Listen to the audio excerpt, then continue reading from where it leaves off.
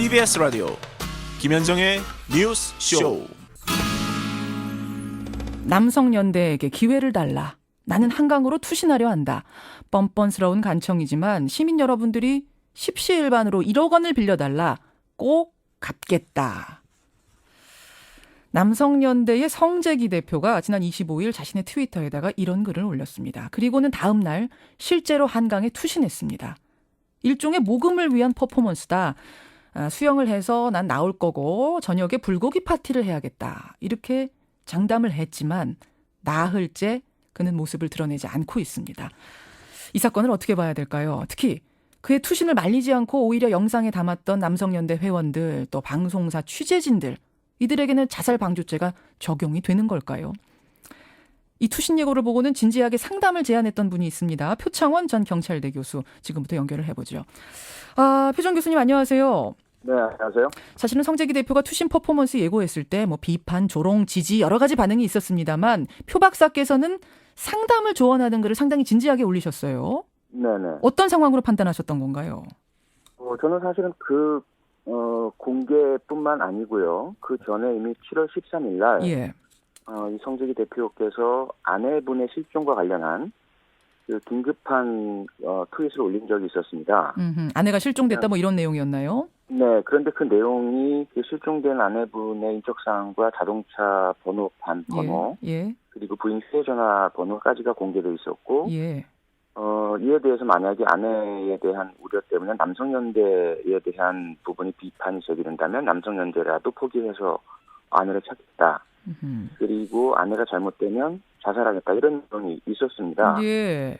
그 당시에도 제가 이 부분이 대단히 진지하게 받아들여졌기 때문에 아내분의 한번 찾아주셨으면 좋겠다. 진지하게 받아들였으면 좋겠다라고 트윗을 올렸었고요.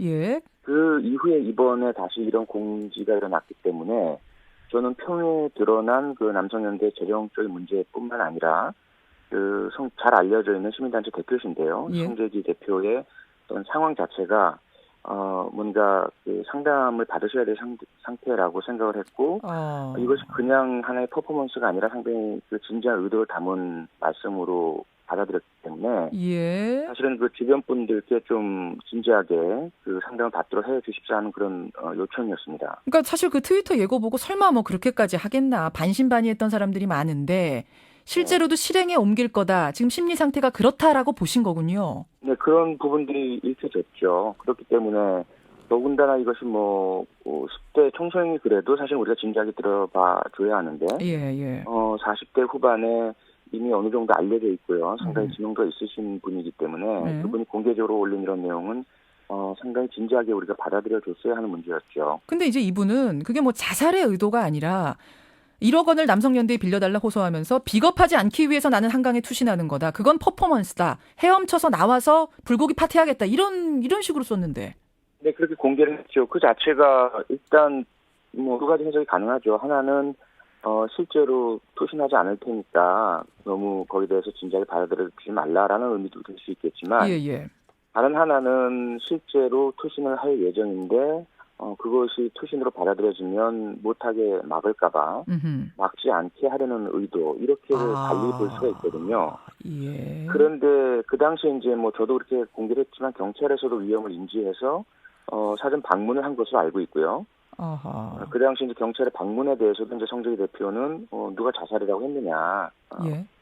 자살이 아니다 이렇게 이제 이야기함으로써 경찰이 이후에 자살 방지를 위한 적극적인 조치를 하지 않도록 했던 거죠. 그러니까 이것은 자살이 아니라 퍼포먼스다라고 강조를 했지만 사실은 그 안에는 이 극단적인 상황까지 갈 수 있다는 걸 본인은 좀 인지하고 있었지 않았겠는가 이런 생각도 하시는. 제가 볼 땐 분명히 그렇습니다. 그리고 그분이 상당히 인지 능력이나 사회적인 관계 능력이 뛰어난 분이기 때문에 예. 지금 이렇게 장마철에 휴량도 많아졌고 유속도 빠르고요. 예. 그리고 무엇보다도 이제 물 안에 부유물이 많아서 육안으로 잘 보이지 않는 상태였거든요. 그런 모든 것들을 감안했을 때 이분이 정말 뛰어내릴 경우에 사망하지 않으리라는 자신이 있었겠느냐. 그건 저는 정말 회의적으로 보고 있고요. 그렇군요. 그렇게 본다면 한강으로 안 가셨다면 모르겠지만 그래서 그 이후에 사실은 저와 일부 언론에서 설전이라고 보도도 됐지만 트위터 설전. 성주희 대표께서 조금 민감하게 제 우려에 대해서 이제 반응을 하셨는데 예. 그 이후에 그분이 측근으로 보이는 분이 저한테 사과를 해오셨거든요. 그래서 그렇습니까? 저는 뭐 저는 괜찮으니까 그 송지기 대표께서 안전하시다면 전혀 문제가 없고 괜찮다 이런 이제 말씀을 드려서 사실은 이제 그 투신을 안 하시는 것으로 이해를 했었습니다. 그렇군요. 그날 그런 일이 있었군요. 네. 트위터에서 이거 상담 좀 받아보십시오 제안을 하니까 이제 성재기 대표가 굉장히 격한 언사로 그런 말 하지 말아라라고 제지를 했고 네. 그 후에 전화 통화를 측근하고 하면서 진짜 투신 안 하는 쪽으로 정리가 되는 걸로 알고 계셨어요. 전화 통화보다 이제 공개 트윗으로 저한테 공개 트윗으로 그래요. 그분은 신호는 모르겠지만 측근이라고 하시면 알겠습니다. 어쨌든 이 극단적인 퍼포먼스에 대해서 지금 뭐 옹호 의견도 있고 비판 여론도 있고 공존하는데 어떻게 보세요?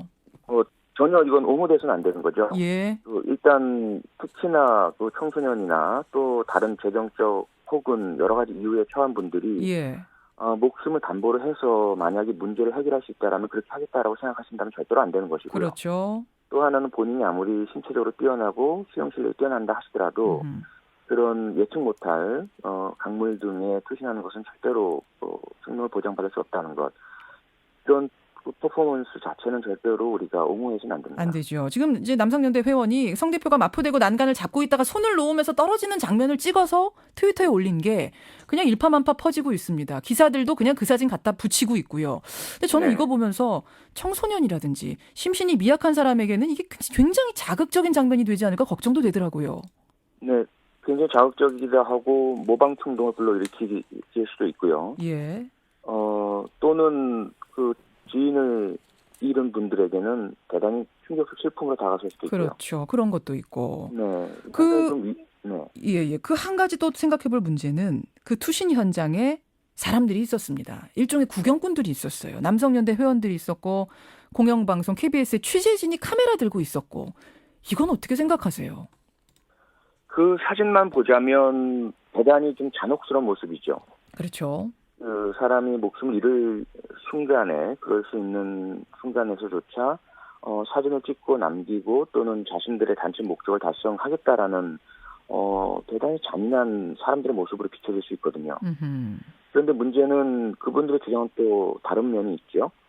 뛰어내릴 줄 몰랐다라는 게. 이렇게 될 줄은 몰랐다. 네. 투신을 말릴 수 있는 상황이 아니었고 그래서 투신 직전과 투신 직후에 119에 신고를 다 했다. 이제 이런 그렇죠. 해명을 하더군요. 취재진은. 네. 뭐 그런 해명을 할 수도 있고 실제로 그게 본 마음일 수도 있겠지만 예. 실제 위험 가능성하고 비교를 해본다면 사실 우리가 이해하기 어렵죠. 그 한강 다리 난간 안쪽이었고 도로였다면 모르겠지만 예. 이미 바깥 난간 쪽으로 가서 있는 상태 사진이었거든요. 바깥 난간을 잡고 있는 상황. 예. 네, 그렇다면 그때는 사진 찍을 것이 아니라 무조건 가까이 다가가서 설득하거나 몸을 잡거나 투신하지 못하도록 하는 행동을 반드시 해야만 하는 것이 아마 사람으로서 해야 기본적인 행동이었겠죠. 그 말씀은 이제 신고를 했으면 119가 올 때까지 경찰이 올 때까지 설득이라도 하고 있어야지 그걸 찍고 멀찌감치서 찍을 일은 아니었다 이 말씀이시군요. 그렇죠. 찍을 필요가 없다는 거죠. 이게 기억하시겠지만 지난 2012년 12월 미국 뉴욕 지하철에서 우리 50대 한인께서 20대 정신병력이 있는 흑인에게 떠밀려서 지하철에 떨어지신 적이 있었거든요. 불행한 사건이 있었죠. 네, 그 당시에도 그 뉴욕 포스트라고 하는 그 당시 그 지방지 기자가 사진을 찍었고 그 사진이 그 다음날 일면에 보도가 된 적이 있었죠. 맞아요. 예. 그때 그 기자는 그 플래시를 터뜨려서 지하철을 멈추려고 했다라고 이야기했지만 어느 누구도 그것을 이해하지 않았고 우리 한국에 계신 분들의 댓글에는 한국이라면 이런 일이 없을 것이라고 하셨거든요. 맞습니다. 그럼 이거 자살 방조죄에 해당된다고 보세요? 윤리 도덕적으로는 그렇지만 현재 우리 판례로 본다면 그렇지 않고요. 자살 방조죄는 일단 상대방이 사망할 것이다라는 예견이 있어야 하고 또 하나는 적극적으로 사망함에 도움을 주어야 하거든요. 예. 그런데 이 상황은 방관이죠. 방관 자체는 사실 자살 방조죄로 아직은 우리 판례가 처벌을 하고 있지 않습니다. 이번 일을 계기로 자살 방조죄 좀 더 강화해야 된다는 얘기도 나오던데 동의하십니까?